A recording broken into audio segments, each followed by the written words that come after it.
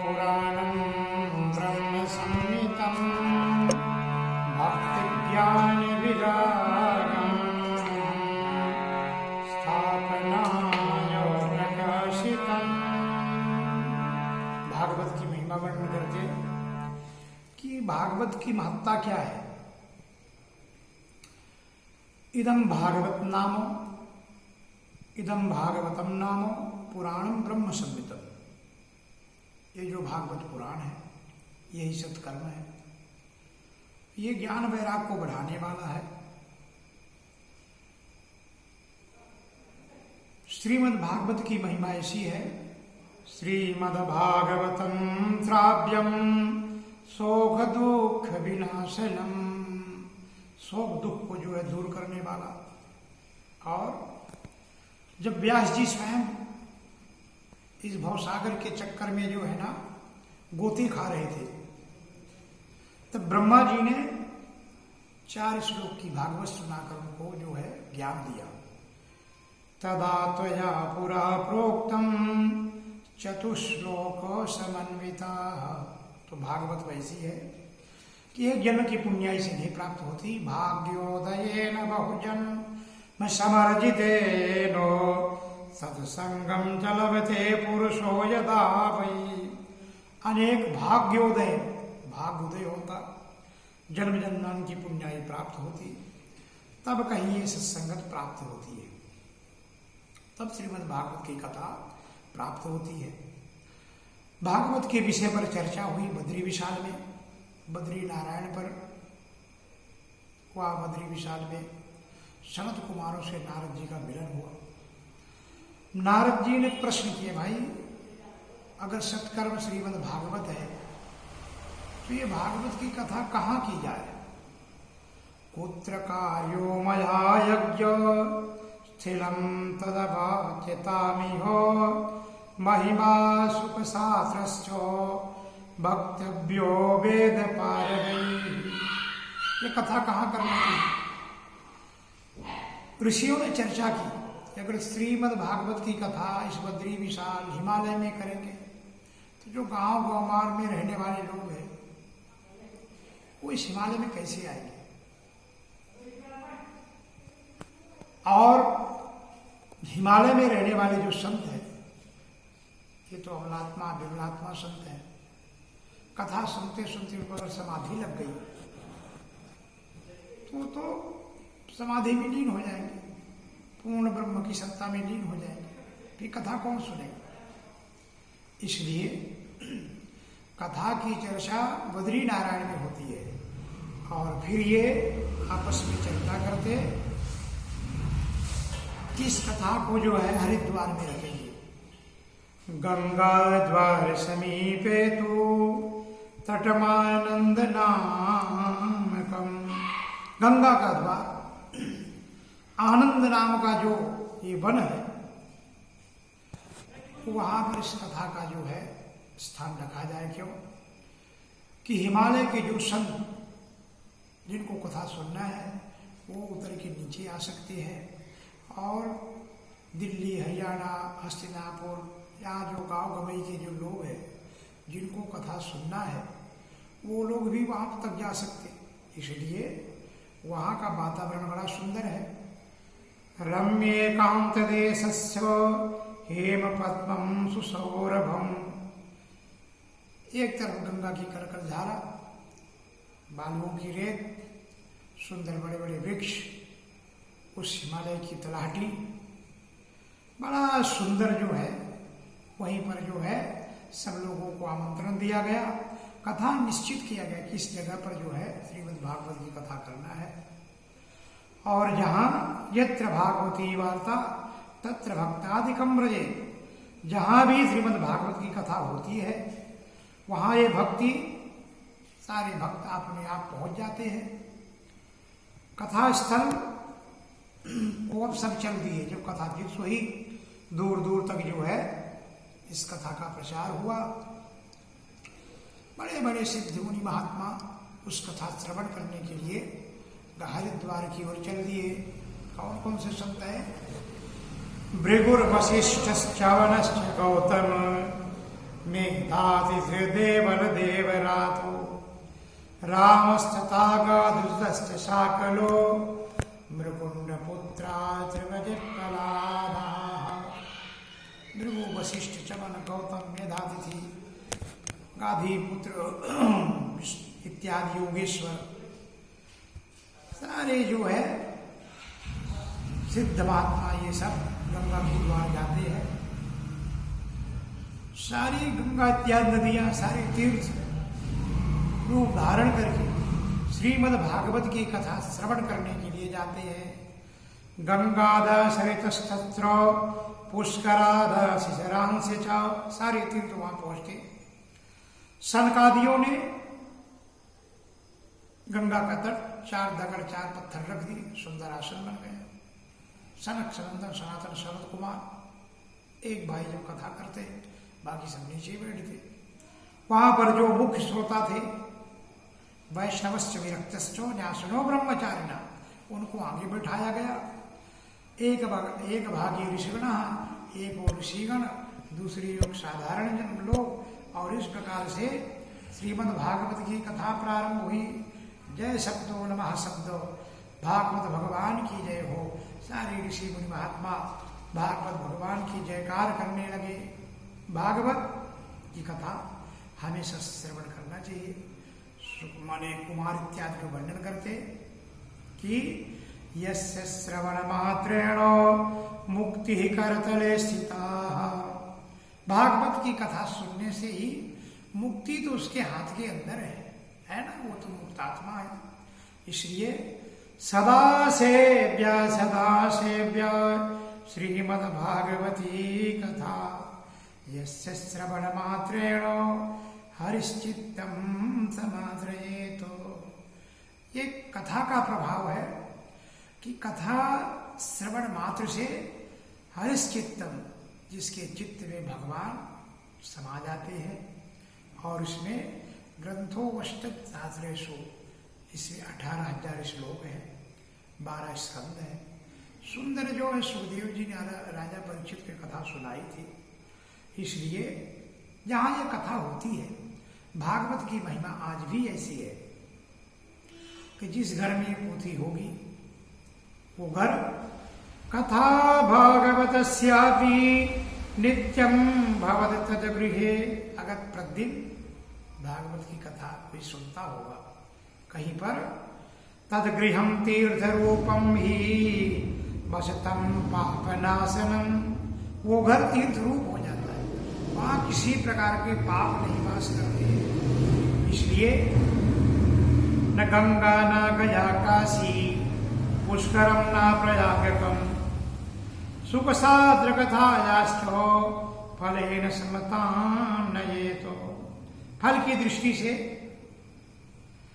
सुख साधन की कथा, गंगा गया काशी पुष्कर प्रयाग, कोई तीर्थ नहीं पहुंचे तो कोई बात नहीं, लेकिन अगर कथा सुन लिए उतने ही फल की प्राप्ति होती है। संसार में जितना हो सके इस कथा को श्रवण करना चाहिए। श्लोकम श्लोक पादम व नित्यम भागवतोद्भवम, एक श्लोक एक चरण इतना भी प्रतिदिन कानों में कोई सुनता है, पराम गति, वो परम गति को प्राप्त कर लेता है। कुछ वस्तुओं में कभी भेद नहीं करना चाहिए। हम संसारी जीव, गौ बड़ा कि ब्राह्मण बड़ा कि अग्नि बड़ी कि वेद बड़ा कि पुराण बड़ा, ये सारे भेद करते करते तर्क वितर्क में जीवन चला जाता। यहाँ पर वर्णन करते वेदार देव माता च पौरुषम सूक्तमेव च। गायत्री माता, गायत्री मंत्र, वेद में पुरुष सूक्त, त्रयी भागवतम, ये सभी एक समान है ना। उक्तम भागवतम नित्यम कृतम हरिचिंतनम तुलसी पोषणम चैवो धेनूनां सेवनम समम। ये सब एक समान है, इसमें भेदभाव नहीं करना चाहिए। फिर अंतकाली ये नहीं वो, अगर अंतिम क्षण तक कोई जो है श्लोक पादम व पठेद भागवतम जया, तो मुक्ति का अधिकारी प्राप्त हो जाता है। जिसने इस कथा को नहीं सुनी वो चंडाल है। चंडालवच्चकर वदते नीतम मिथ्या सुजन्म जननी निज दुख भाज। वो तो अपनी माँ के गर्भ में व्यर्थ आया। जिसने जीवन में इस सुख कथा श्रीमद् भागवत की कथा नहीं श्रवण की, तो माँ को पीड़ा देने के लिए माँ के गर्भ में आ गया। वो तो चंडाल है, पृथ्वी के भार है। धिगतम नरम पशुम भूय भार रूपा, ये पृथ्वी के भार है। दुर्लभ कथम लोके, भागवत की कथा दुर्लभ है, इसलिए कोटि जन्म समुत्तेनो पुण्येनैव तु लभ्यते। करोड़ों जन्म की पुण्याई भाग उदय होता तब ये कथा प्राप्त होती है। इसलिए भगवान की कथा सुनने के लिए, भगवान की कथा को कोई नियम नहीं है। दीनानाम नियमो नास्ति सर्वदा श्रवणम मतम। इस कथा को कभी भी श्रवण कर सकते हैं, इसको कोई दिन नहीं है। इसलिए कथा हमेशा सुनना चाहिए। माघ में सुनो, श्रावण में सुनो, कार्तिक महीना में सुनो, और जब मन में आ जाए तब सुनो। सप्ताह श्रवण की बड़ी महिमा है। यत् फलम नासि तपसा न योगेन समाधिना। जो तपस्या में फल नहीं है, योग में फल नहीं है, वो फल सप्ताह श्रवणों लभेत। 7 दिन की कोई कथा श्रवण कर ले उतने ही फल की प्राप्ति होती है। जब भगवान अपने सुधाम को जा रहे थे, उस समय उद्धव जी भगवान के शरण में गए। भगवान के चरण पकड़े, प्रभु अब हम किसके शरण में जाएंगे। भगवान उद्धव जी को वरदान की कि देखो, स्वकीयम यद्भवेते तच्च भागवते दधात् तिरोधाय प्रविष्टोयम श्रीमद्भागवतार्णवम्। भगवान पूर्ण रूप से जो है इस श्रीमद्भागवत के इस पुराण में, इस कथा में भगवान प्रवेश कर गए। इसलिए भागवत जो है भगवान का वांगमय स्वरूप है, वाणी जैसा। जो रूप चाहो उस रूप का दर्शन करो। तेने वांगमयी मूर्ति प्रत्यक्षम वर्तते हरि। श्रीमद् भागवत साक्षात कृष्ण है ना, साक्षात भगवान है। वक्ता जिस भाव में रहता उस प्रकार का स्वरूप अपने आंखों के सामने दिखता है। इसलिए तेने वांगमयी मूर्ति प्रत्यक्षम वर्तते हरि। सेवनात् श्रवणात् पाठात्। इसका सेवन करो, पाठ करो, श्रवण करो। पाप नाशनी, हर प्रकार के पापों का नाश हो जाएगा। इसलिए माया से पीछा छुड़ाना है तो श्रीमद् भागवत की कथा श्रवण करना चाहिए। अन्यथा वैष्णवी माया देवैरव दुश्चया। देवताओं के लिए भी बड़ी कठिन है, माया छोड़ती नहीं। इसलिए श्रीमद् भागवत की महिमा जब कथा श्रवण शुरू होती है, ये सुख कथा जब सनत कुमारों ने कथा श्रवण करी, उसी समय जो है भक्ति महारानी अपने पुत्रों के साथ इनके बीच में खड़े होकर के था थैया करके नाचने लगी। भक्तौ सुतौ तौ तरणौ गृहीत्वा प्रेमैक रूपा सहसा विरासा। श्री कृष्ण गोविंद हरे मुरारे नाथेति नामेन मोहर वदन्ति। श्री कृष्ण गोविंद हरे मुरारे, इस प्रकार से जो है सबके मध्य पर जो है भक्ति महारानी प्रकट होती, साथ में ज्ञान वैराग्य को लेकर प्रकट हो गई। भागवत की महिमा तो देखो। इस प्रकार से श्री कृष्ण गोविंद हरे मुरारे हे नाथ नारायण वासुदेव। श्री कृष्ण गोविंद हरे मुरारे हे नाथ नारायण वासुदेव। भक्तौ सुतौ तौ तरुणौ गृहीत्वा प्रेमैकरूपा सहसा विरासी। श्री कृष्ण गोविंद हरे मुरारे नाथेति नाम